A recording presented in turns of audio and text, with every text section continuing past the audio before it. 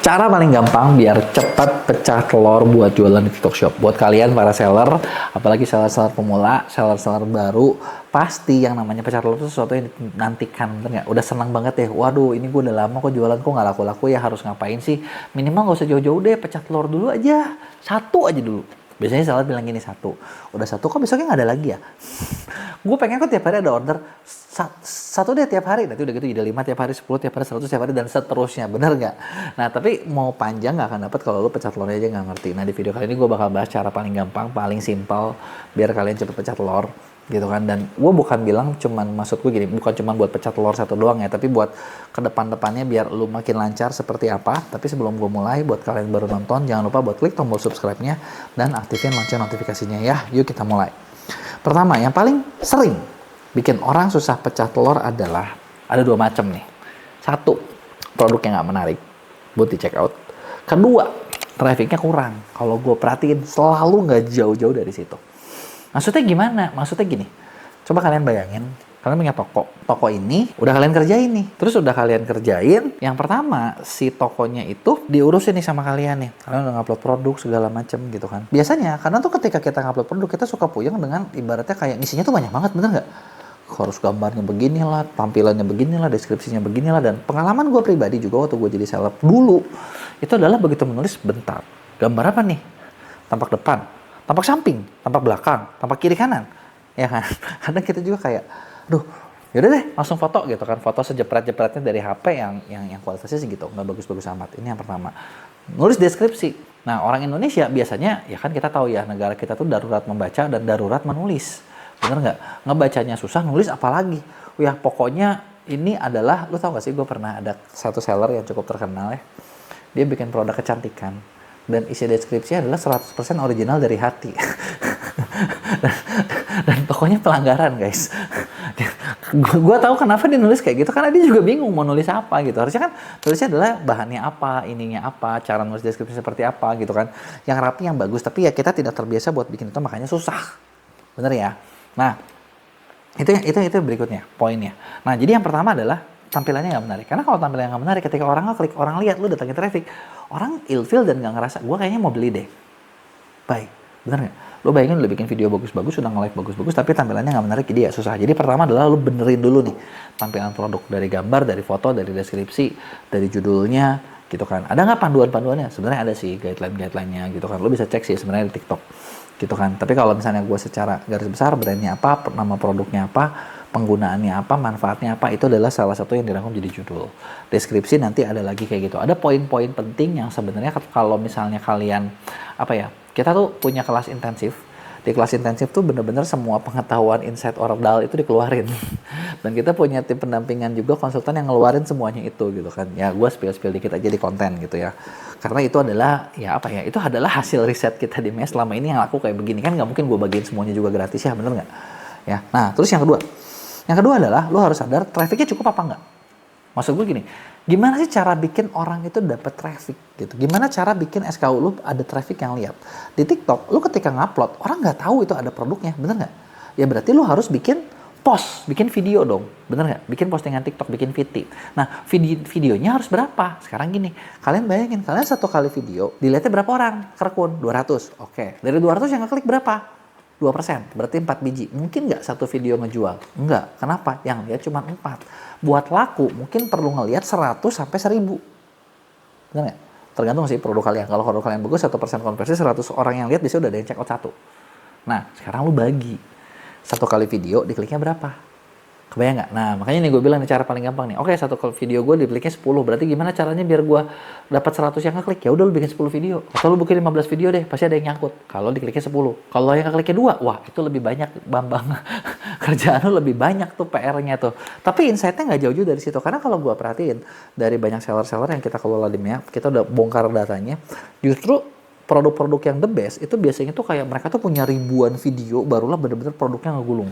Lakunya kenceng. Harus banyak dulu gitu. Kenapa? Karena orang tuh perlu lihat lagi, baru akhirnya beli gitu ya. Nah, dan butuh video apa live gitu kan pertanyaannya. Pertanyaan gue adalah dibalik adalah harga barang lu berapa? Di bawah $10 atau di atas $10. Kalau di bawah $10 artinya di bawah 150-160 ribu, kalian jual pakai video pun cukup. Karena ya harga segitu orang nggak banyak mikir. Tapi kalau harga barang kalian udah di atas, misalnya $30, 500.000, 600.000, 1 juta, ya mungkin lu nggak cuma video doang. Lu butuh video, lu butuh live, perlu dikasih lihat langsung. Gitu kan, barulah orang mau beli. Jadi cara paling gampang pecah telur sebenarnya nggak susah. Barangnya bagusin, cariin trafficnya. Trafficnya dari mana? Video apa live? Nah, apakah harus kerja sendiri semua? Misalnya, wah, gua harus bikin 100 video, 1 SKU mah, akun gua nanti jadi kayak, apa namanya? Akun ini banget gitu ya, kayak postingnya banyak banget ya. Kalau gitu lu bisa gabungin sama affiliate, lebih banyak affiliate yang kerja sama gitu kan. Nah, nyari affiliate-nya gimana? Sendiri puyeng, ya udah, kalau lu puyeng sendiri daripada sendiri, makanya lu kerja sama kita di MEA, sini kita bantuin deh cariin affiliate, karena kita juga punya cukup banyak affiliate yang memang jualan juga gitu loh, kebayang. Nah, kayak gitu ya, kurang lebihnya seperti itu. Buat kalian pengen dibantu cara lebih detail, nah, gue punya satu program konsultan pendampingan namanya tim konsultan Ordal. Di sini tim kita bakal ngedampingin kamu buat jualannya, mulai dari kayak bikin strateginya kayak gimana, tokonya kayak gimana, iklannya kayak gimana, semuanya deh diurusin, gitu kan, semuanya diurusin. Yang kalian tinggal jalanin aja gitu, karena ketika jalanin, ya biar 80% klien yang kerja sama kita itu goalnya nyampe. Ketika kerja sama Ordal, yuk bareng gabung sama kita, bisa klik link di deskripsi. Jangan lupa buat komen, gue pengen tahu pendapat kalian atau pertanyaan kalian. Tulis di situ, bakal gue jawab di Q&A, dan jangan lupa juga buat like dan share. Cara bikin pembeli keluar uang lebih banyak ketika belanja di toko online kamu. Nah, ini nih, menurut gue salah satu materi penting yang perlu kalian kuasai sebagai seller. Kenapa? Karena gini, lu bayangin, nyari pembeli itu nggak gampang kan? Ya nggak? Kalian tuh harus ngeluangin waktu, ngeluangin tenaga, belum lagi pasti keluar modal, keluar uang gitu kan.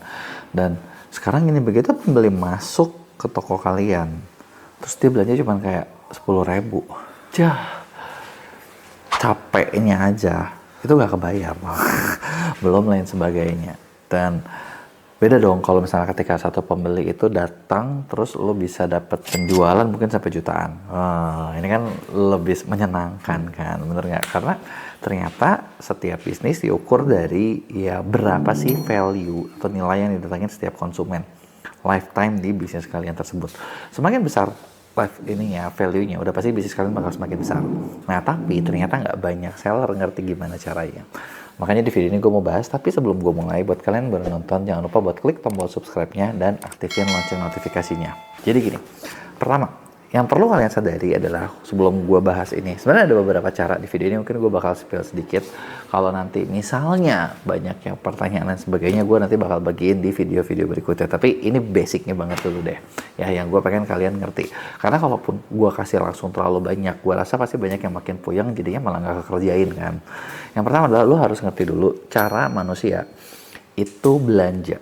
Kadang kita tuh selalu ngerasa, apalagi kalau para cowok ya, gue tuh logis banget. Ya nggak? Kalau belanja tuh gue logis banget, logika gue jalan banget dan lain sebagainya. Tapi faktanya, ternyata ketika kita belanja, kita tuh sebagai manusia nggak ada logis ya. Kagak ada logikanya. Yang bener adalah lu beli barang pakai emosi dan lu menjustifikasi itu pakai logika. Kebayang ya? Apalagi kalau cewek. Lu tau gak sih, gue baru lihat ada satu memes gitu ya, yang dimana ya cewek itu memang diciptakan buat ngabisin duit. Jadi katanya kalau misalnya dunia ini isinya penuh sama cowok, nggak ada cewek, justru ekonomi mandek guys, stuck. Kenapa? Cowok kan memang kodratnya lu cari duitnya, udah keluar duit, udah capek-capek keluar duit, terus udah gitu nggak keluar. Karena kita udah capek kan, aduh mau keluar duit, mau beli barang, butuh nggak ya? Aduh nanti nggak usah deh, nanti aja deh. Nah beda sama cewek, ya nggak? Cewek itu ada berapa dihabisin. Dan kadang itu yang bikin ekonomi berputar. Jadi kan ya kan orang-orang dagang pada laku, nanti kerjaan jadinya banyak, THR-an ada, bonus ada, untung ada, di mana-mana ada gitu kan. Nah, kenapa kayak gitu? Dan kalau kalian memang perhatiin, yang paling gampang tuh jual barang ke cewek. Ya kenapa kayak gitu? Karena cewek itu kan lebih kuat emosinya daripada logikanya. Bener nggak? Makanya mungkin kalian pernah dengar ada istilah tentang girls math, yang kalau lu beli begini begitu ini untung ini, padahal kalau itu sama-sama aja bego keluar duit gitu kan. Tapi ya udah, itu fakta gitu kan. Jadi pertama lu ngerti adalah ketika pembeli mau beli barang, dia tuh pakai emosinya, nggak pakai logikanya. Makanya kunci pertama ketika kalian mau jualan adalah bisa nggak penawaran kalian, barang yang kalian jual itu ngejual emosi. Jangan pakai logika. Karena mereka tuh nanti udah beli pakai emosi, barulah tuh kan ini kan mumpung lagi diskon, gua untung. Logikanya main itu buat membenarkan doang gitu. Jadi itu adalah basic utama. Ya. Nah, kalau misalnya lo ngerti kayak gini, makanya gini, karena pernah nggak sih dengar ada istilah gini, oke, gue jual 2 barang, katakanlah ini tablet dan ini jam. Ini satunya 5 juta, ini 2 juta. Nanti gue bilang, ini 5 juta, ini 2 juta.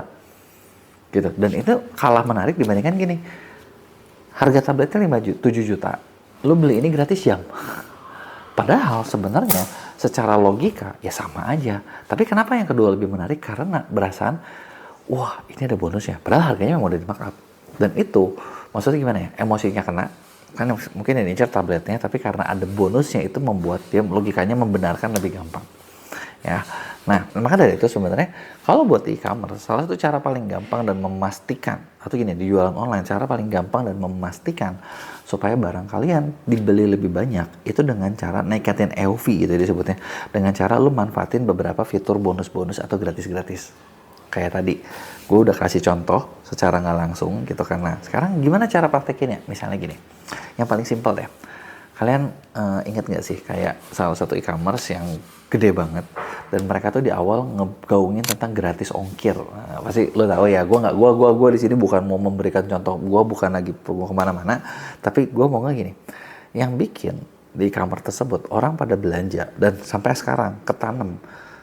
Ya gue nggak tahu ya di kalian ketanam apa nggak, tapi kalau kayak di bini gue ngerasa gini, daripada gue bayar ongkir, mendingan gue bayar 2 kali lipat lebih mahal, dapat barang itu lebih untung daripada dapat ongkir.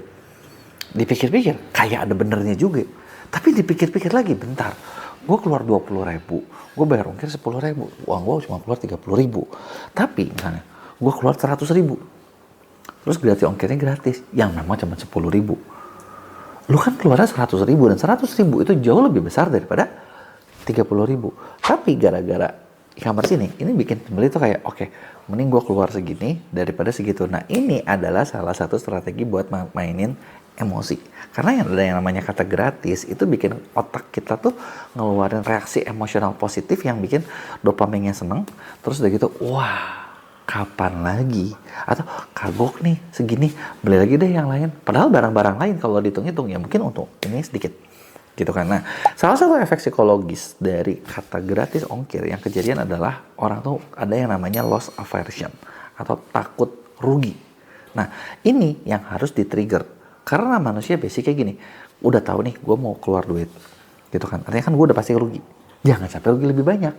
Maka dari itulah takut rugi itu penting buat dibikin. Dan kedua, ada yang namanya endowment effect.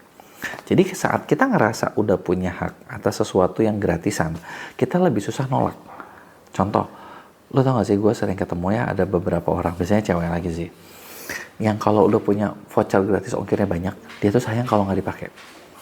Atau gini, lo pernah nggak lo makan ke restoran, udah makan ke restoran dikasih voucher 30% buat pembelian berikutnya minimal 500.000, dan ternyata nggak tahu kenapa orang-orang itu senang datang lagi buat pakai. Yang padahal kalau dihitung-hitung, kan orang rasa, ya gue lumayan kan hemat segini. Tapi lu udah keluar lagi nambah segitu. Jadi kayak lu udah punya hak dan lu harus claim hak tersebut. Dan ada yang namanya anchoring effect. Nah, anchoring effect itu apa? Ngebandingin harga produk dengan nilai ongkir normal sebagai acuan. Misalnya, ongkir biasanya 10.000, 20.000. Ketika misalnya ada kata gratis, kerasa kayak diskonnya besar. Padahal ya, memang semua harga produk juga pasti udah dinaikin kan.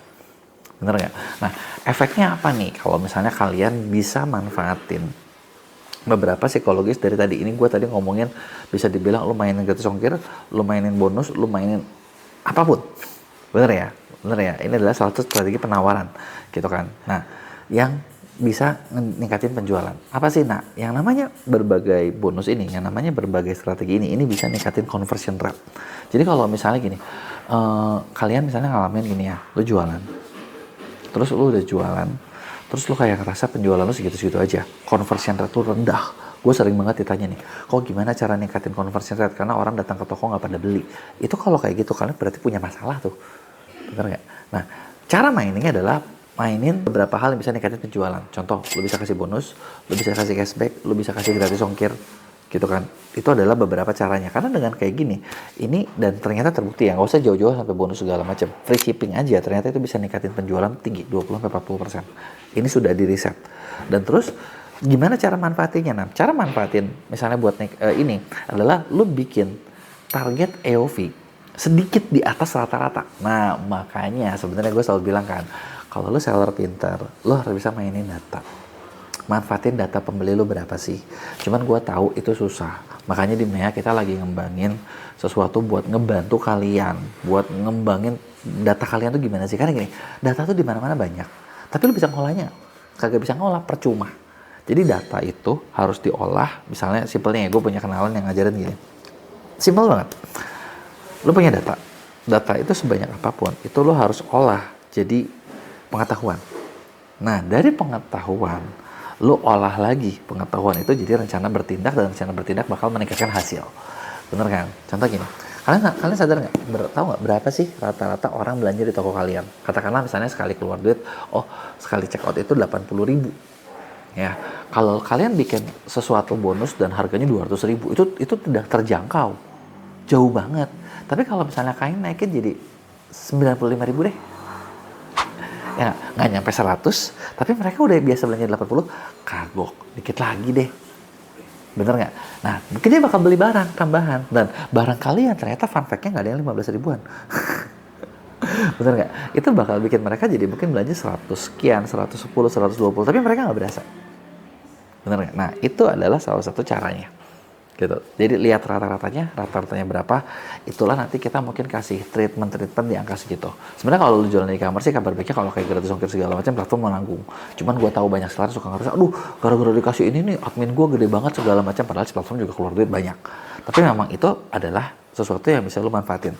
Dan ternyata ketika lu, dan kalau lu bisa manfaatin kayak gini, ternyata ya misalnya kayak lu manfaatin bonus apa segala macam, itu nurunin rasa sakit dari bayar.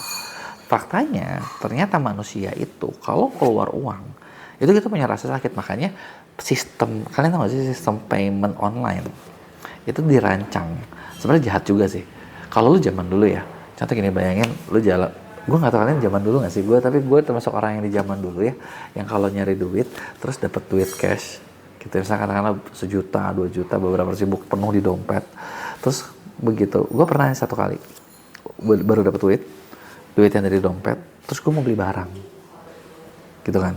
Terus begitu gue mau beli barang kan harus buka dompet, keluar duit, ngitung. Aduh, itu lagi ngitung duit itu sakit loh. Jadi kayak gue keinget, anjir, gue buat dapetin ini capek nih, susahnya keinget lagi, beli nggak ya? Dan barang yang gue beli bisa jadi gue kurangin. Dan sekarang yang namanya udah QRIS, udah namanya gesek segala macam, itu kita nggak ada ngitung, hilang loh. Itu yang mau dirancang seperti itu buat perputarannya lebih kencang. Gitu. Dan kayak bonus-bonus segala macam itu bisa bikin ngurangin banget rasa sakitnya pembeli. Jadi kayak online tuh udah bikin kayak orang tuh dibuat nggak sakit, tapi lu bisa nggak bikin mereka sakitnya lebih nggak berasa lagi, bener nggak? Biar mereka bisa langsung, yang penting bayar sekarang, gitu kan. Nah, makanya itu adalah beberapa strategi yang bisa lu terapin. Sebenarnya banyak nggak sih yang lain? Masih banyak. Gue memang nggak bahas semua, gue bilang di awal di video ini, gue cuma kasih sebagian aja biar kalian nggak pusing. Tapi sebenarnya kalau misalnya buat teman-teman yang gabung di program pendampingan ordal nih ya, kita bukan cuman kasih tahu, tapi kita bikinin. Gue bikinin nih beberapa cara. Jadi kita bakal nge-track kayak per pembeli itu lu keluar, orang pembeli itu keluar duit lu berapa sih? Oh, ya udah, kalau segini kita bakal bikin EOV lu jadi segini ya. Dengan kayak gini lu bakal dapat duit lebih banyak, lu bakal dapat profit lebih banyak, gitu kan. Kenapa kayak gitu? Kenapa maksudnya gue nggak dibahas semua gitu kan. Tapi seperti janji gue bilang, kalau kalian banyak yang pengen tahu, nanti gue bakal bahas lebih banyak.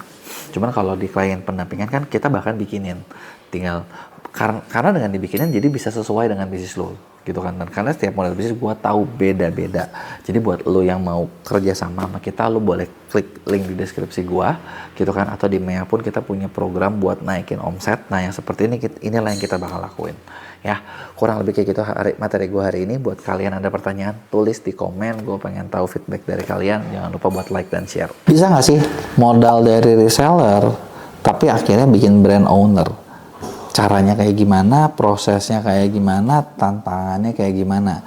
Gue tahu mungkin banyak di antara teman-teman reseller saat ini kalau lu jualan online di e-commerce pasti ngerasa kayak, aduh, kok Ya maksudnya marginnya ada sih, tapi kok kayaknya nggak bisa hidup ya, bener nggak?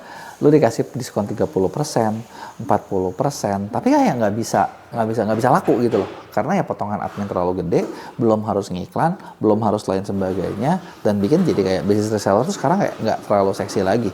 Kalau lu jual di e-commerce, bener nggak sih? Gue pengen tahu, apa lu bener nggak ngalamin itu? Nah di video kali ini gue mau spill gimana caranya biar kalian teman-teman reseller cuman buat yang berani ya. Tapi ini cuman buat yang berani nih. Jadi kalau lo yang, aduh gue nggak berani, nggak usah, gitu kan. Karena ya kalau lo perhatiin, ini kalian bisa lebih cepat kaya, ya kan. Faktanya seperti itu, gitu. Karena di sini gue mau bagiin gimana caranya biar kalian bisa. Tapi sebelum kita mulai, buat kalian yang baru nonton, jangan lupa buat klik tombol subscribe-nya dan aktifin lonceng notifikasinya ya. Yuk kita mulai. Jadi gini, tadi gue udah spill. Sebenarnya kayak kelemahannya sekarang tuh jadi reseller tuh apa sih gitu. Memang reseller kan enaknya modalnya minim ya. Dan gini loh, sebagian orang berpikir modalnya minim. Bentar dulu. Ketika lo mau memulai modalnya minim. Tapi ketika kalian udah makin laku, stok kalian itu udah nggak minim lagi loh. Bener nggak? Bahkan banyak yang bisa ngalahin barang-barang brand owner. Gitu. Belum lama gue pernah ketemu di salah satu event yang diadain di kantor Mea. Ada satu orang reseller, jadi produk skincare, dia bilang, kok ini gue punya barang udah mau expired nih, bantuin dong. Bantuin gimana bu? Kata gue, iya ini banyak banget stoknya soalnya, udah mau expired. Bantuin gimana caranya biar lakunya cepet nih, harus diapain jualan di online ya. Emang ibu punya stok berapa? Dan dia bilang, saya punya stok 15 miliar. Gue sampai, what? Dalam hati ya, ini si ibu kebaikan, kepinteran, apa kayak gimana ya? Kayaknya dia punya stok 15M. Itu dia jadi brand owner bisa deh. Bener nggak? Cukup deh. Gitu. Bukan nggak cukup loh. Gitu. Itu cukup dan bisa dilakuin. Gitu kan. Sedangkan yang stok segitu juga jadi gede gitu kan. Makanya gue bilang ya, ini mungkin cocoknya buat kalian kalau reseller. Atau gini, lu sekarang reseller, gue nggak tahu kalian udah kecil atau udah besar. Kasih tau gue di komen makanya. Kalau masih kecil, nggak apa-apa lu tonton video ini. Lu dengerin dulu kalau lu punya berani. Lu biar lu tahu step-stepnya harus ngapain. Bener nggak? Nah tapi kalau kalian udah besar, kalian sadar nggak? Karena modal kalian udah mirip sama brand owner juga kok, gitu. Dan gue bilang ini bukan berarti buat mematikan brand owner biar jadi resellernya kabur, enggak juga. Cuman kan kalau misalnya kalian banyak yang pengen lebih besar, nah ini adalah salah satu yang mungkin lo bisa belajari, gitu ya. Nah kelemahan jadi reseller seperti tadi ya, margin tuh kecil. Ya 30%, 40% menurut gue sih nggak gede ya. Memang lumayan, tapi nggak gede. Kalau marginnya lebih besar lagi justru karena bingung juga nih. Ini si brand ownernya ngapain gitu kan. Bener nggak? Nah terus kedua nggak ada kontrol. Nggak ada kontrol terhadap harga, nggak ada kontrol terhadap kualitas, nggak ada kontrol terhadap stok gitu kan. Dan ya bisa dibilang karena barang yang kalian jual itu di mana-mana udah ada, bocornya banyak, pusing. Kenapa gue bilang gitu? Karena gue juga pernah ngalamin. Gue mulai dari awal karir gitu ya, gue jual produk suplemen itu sistemnya mirip reselleran juga gitu kan, kontrolnya nggak ada. Dan setelah maksudnya waktu yang gue ngalamin ya, produk ini gue sempat menemukan polanya, sempat viral, ya udah gitu. Jadi ketika viral bukan gue doang yang untung, tapi kayak semua orang untung gitu. Dan ya kadang dipikir-pikir ya, sebel juga sih, anjir gue udah capek-capek, ini udah laku, kok orang lain yang laku udah gitu ya. Biasa kalau udah lagi laku dan ternyata naik daun, kan banyak tuh reseller-reseller berdebah yang jualannya harganya main harga potong, yang penting laku gitu kan, yang akhirnya ngegerus margin kita juga gitu. Nah itu masalahnya. Terus ya gimana caranya nih biar kalian bisa jadi brand owner? Kalau misalnya kalian pengen jadi brand owner, belajar jadi brand owner, pertama sekarang gini, menurut gue ya salah satu pengalaman berharga yang gue paling dapetin ketika gue jadi reseller adalah gue bisa belajar gitu kan, gimana cara jualannya, ya kan. Gue bisa belajar cara jualannya. Biasanya cuma satu hal yang gak dilakuin sama reseller, yaitu branding. Sisanya semua udah lu lakuin, nyimpen barang, nyetok, ngorder, bener nggak? Lu udah lakuin tuh semua, jualannya gitu kan. Cuman ya branding kalian nggak lakuin, kalian cuma ngambil pokoknya barang yang lagi laku apa lu jual, ngeriset gitu kan. Nah di sini yang perlu kita belajar adalah gimana lihat pasarnya tuh kayak gimana. Jadi belajar ngeriset. Contoh gini, reseller juga kan banyak, brand owner punya banyak produk bisa macam-macam, ya kan. Dan kalian bisa lihat nih, yang laku tuh yang kayak gimana nih. Terutama kalau kalian mungkin ngambil beberapa produk gitu ya. Kalau yang lo cuma setia sama satu produk, ya kadang susah juga. Tapi gini, yang setia sama satu produk aja gitu ya, lo setia nih sama satu brand. Nah si brand tersebut kan punya beberapa hal barang. Ada yang laku, ada yang enggak. Bandingannya seperti apa? Nah, yang dulu gue banyak pelajari adalah, orang tuh kalau beli kayak gimana sih? Karena kalau brand, kadang suka pengen menciptakan dulu yang brand yang gue jual ya. Kadang berdebah juga sih menurut gue ya. Jadi kayak mereka tuh pengen mencoba menjual barang yang pasarnya beda-beda. Jadi bingung juga nih. Kadang kita jual ke anak muda, kadang kita jual ke orang tua, kadang kita jual. Ya kan maksud gue kalau beda-beda, cara jualnya susah, bener nggak? Sampai akhirnya kita sendiri mengerucutkan, oh gue mau spesialisasi di sini yang laku adalah ABC. Dan memang cuma itu doang yang laku. Kebayang gak lo? Cuman itu doang, yang lainnya kagak ada yang laku. Jadi di situ kita bisa belajar. Yang gue pelajari adalah kalau zaman dulu, oh gue tuh kalau jual ke satu market, mereka butuh apa, gue jual A. Terus daripada gue bikin produk baru, gue kira-kira nih mereka butuh apa lagi, kasih lagi B, kasih lagi C, barangnya ke situ aja, itu lebih gampang. Gitu, itu adalah fondasi gue sampai sekarang. Gitu kan. Nah, jadi itu yang lo bisa belajar. Coba lo lihat dari barang yang lo jual, kalian punya pasarnya kemana. Nah, terus kedua nih, kalau udah tahu pasarnya kemana, coba kalian perhatikan. Kan ketika kalian jadi brand owner, bukan berarti, nah ini juga yang salah nih. Banyak reseller suka mikirnya tuh, oh oke, si bos gua bikin produk skincare, jadi gua saingannya dia. Nah, itu gua kasih tahu, itu bego kalau lu bikin kayak gitu. Kenapa? Itu lu terang-terangan cari musuh. Bener kan? Nah, dan menurut gue ya, kalau orang terang-terangan cari musuh udah gitu dengan caranya seperti itu, menurut gue sangat unethical, tidak etis. Jadi ibaratnya kayak lu digedein dari produk ini, udah gitu lu jadi lawannya produk ini, atau lu nembak produk ini dengan harga lebih murah, itu orang paling bodoh. Dan biasanya nggak tahu kenapa kena batunya. Serius. Jadi gini, dari yang ini yang gue ngalamin ya. Dari yang gue ngalamin, ini cerita aja ya. Jadi kayak beberapa pengalaman, itu awalnya agensi seller, dan dari awal kayak ada beberapa orang yang keluar dari timnya sendiri, terus udah gitu ceritanya ingin jadi kompetitor, ya kan, dengan harga lebih murah segala macam. Dan nggak tahu kenapa, ini kayaknya udah kejadian ketiga atau keempat deh. Ketiga atau keempat nggak ada yang jalan. Bermasalah semua, ada yang masalah sama investornya lah, ada yang masalah sama begininya lah, ada yang ngebajekin orang-orang lama, terus bermasalah aja semua. Gue nggak ngerti kenapa, dalam hati kayaknya lu kualat deh sama orang. Ya kan, itu satu. Terus kedua, di Maya sendiri kan kita ngebangun agensi kreator ya. Agensi kreator, kita nge-build para kreator, dan sampai detik ini, jujur, udah ada 2 kreator ex-Maya yang cabut. Ceritanya dia merasa, oh gue punya banyak teman, gue mau bikin saingannya gitu kan. Malah berusaha ngebajakin orang-orang kita. Yang satu nggak jalan-jalan, kagak berkembang sama sekali. Yang satu lagi lumayan sempat naik karena dia ada investornya cukup kuat, berani bakar duit. Tapi kemarin gue baru ngobrol, baru tahu kalau ternyata sekarang dia lagi dituntut sama seller. Dan begitu denger gue kayak, emang karma is real, man.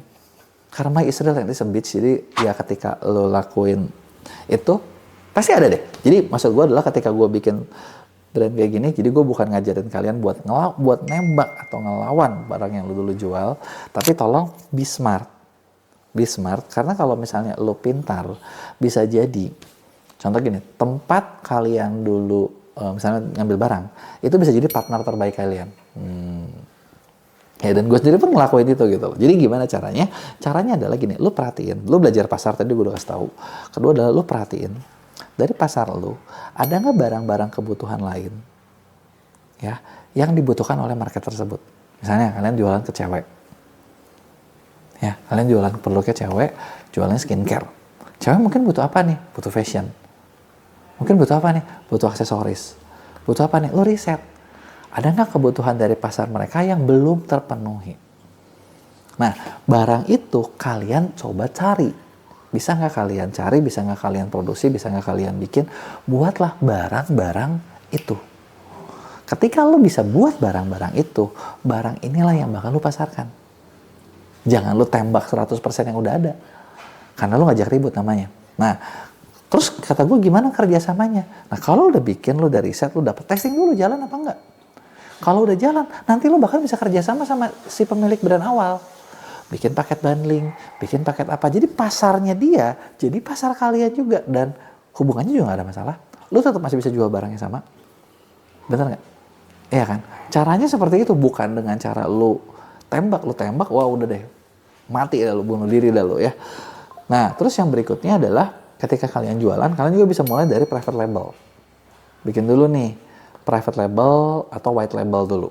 Jadi maksudnya ya nggak perlu bikin banyak-banyak, banyak kok sekarang kok supplier atau pabrik-pabrik yang bisa bikin private label. Nah, sambil jangan lupa bangun cerita di balik si brand tersebut. Nah, bangun ceritanya kayak gimana? Misalnya, nih gue udah lama ini dan gue sadar ternyata ada satu masalah lain yang belum teratasi. Masalah tersebut adalah ini. Dari sinilah menginspirasi gue. Dan ketika kalian bikin co-branding, kalian kalau bikin story-nya bagus, bisa jadi malah si pemilik brand yang awal itu bersedia buat bantu promosi.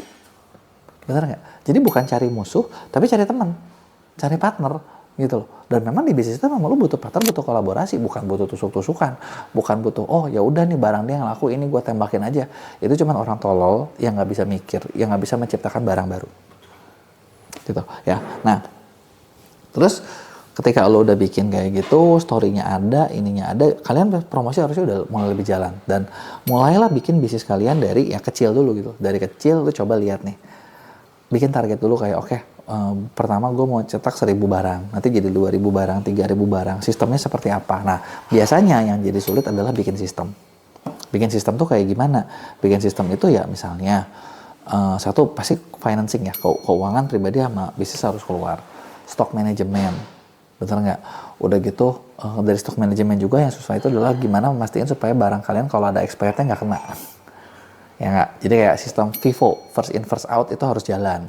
Gitu kan, stok pergudangan, stok bagian barangnya, terus udah gitu sistem marketingnya, sistem pengelolaannya, dan gimana cara ngejaga konsumen gitu. Hal-hal seperti itu yang harus dipikirin.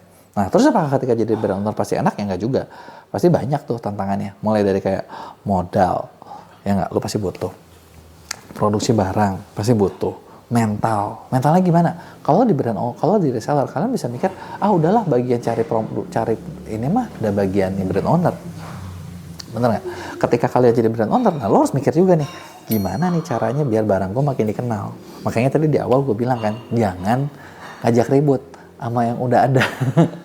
Bener nggak? Karena kalau lo ngajak ribut, wah lo dibunuh-bunuhannya makin banyak. Mendingan kolaborasi, lumayan itu bakal membantu bagian kalian di sini.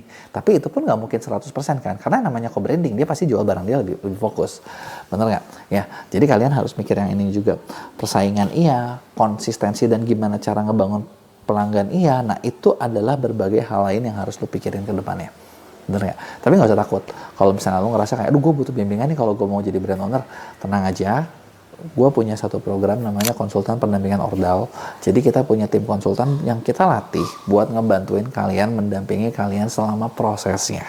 Rata-rata satu project itu 3 bulan dan kita selalu bikinin target. Jadi kayak gini, kalau lo mau jalan panjang sama kita bisa banget dari awal lo 0 mungkin sampai lo punya omset miliaran, kita bakal aturin step-stepnya seperti apa, action plan-nya seperti apa. Jadi ibarat lo tuh nggak jalan sendirian gitu. Lo bener-bener ada yang nuntun, ada yang ngedampingin sampai kalian jadi besar gitu ya. Jadi kalau buat yang mau, lo bisa klik link di deskripsi gua, coba atur jadwalnya biar kita bisa liatin apa yang bisa kita lakuin buat kalian gitu ya. Dan kalau misalnya ada yang mau tanyain atau gue pengen tahu pendapat kalian, tulis di komen. Jangan lupa juga buat like dan share.